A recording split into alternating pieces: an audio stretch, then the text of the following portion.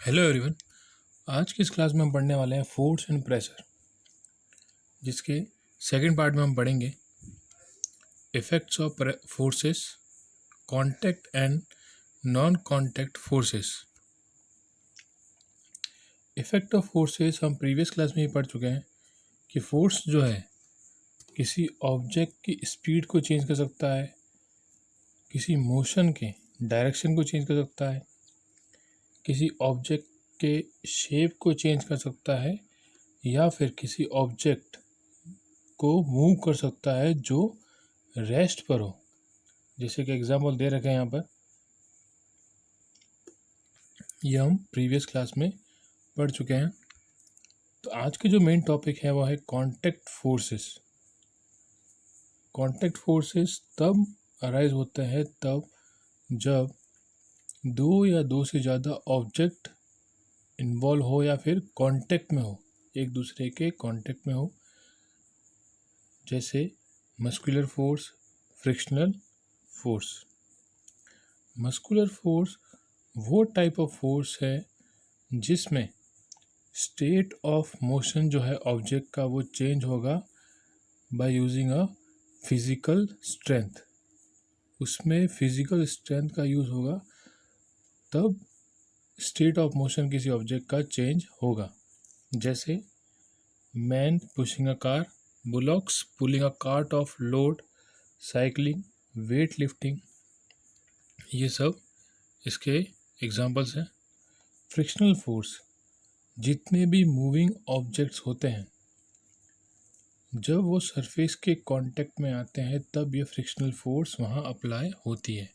या फिर हम ये कह सकते हैं कि जितने भी मूविंग ऑब्जेक्ट्स हैं मूव करते हैं तो एक अपोज करने के लिए एक फोर्स लगती है जिसको फ्रिक्शनल फोर्स कहा जाता है।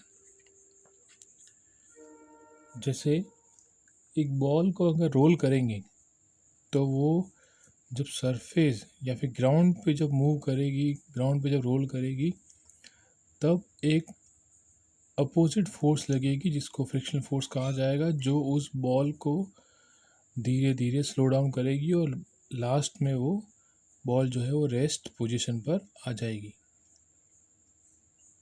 तो यहाँ पे देख सकते हैं frictional force is always in the direction opposite to the applied force. Applied force के हमेशा अपोजिट डायरेक्शन में ही फ्रिक्शनल फोर्स वर्क करेगी।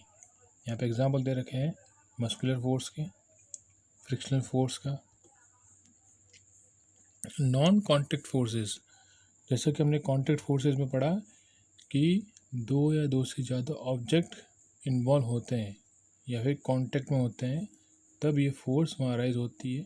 तो नॉन कांटेक्ट फोर्स में उसका जस्ट अपोजिट होगा। यहाँ पे दो या दो से ज़्यादा ऑब्जेक्ट इन्वॉल्व नहीं होंगे। जैसे मैग्नेटिक फोर्स, इलेक्ट्रोस्टैटिक फोर्स या फिर ग्रेविटेशनल फोर्स। मैग्नेटिक फोर्स वो फोर्स होगी या फिर वो फोर्स होती है जो अट्रैक्ट करती है मेटलिक ऑब्जेक्ट्स को, जैसे आयरन, टूवर्ड्स द मैग्नेट।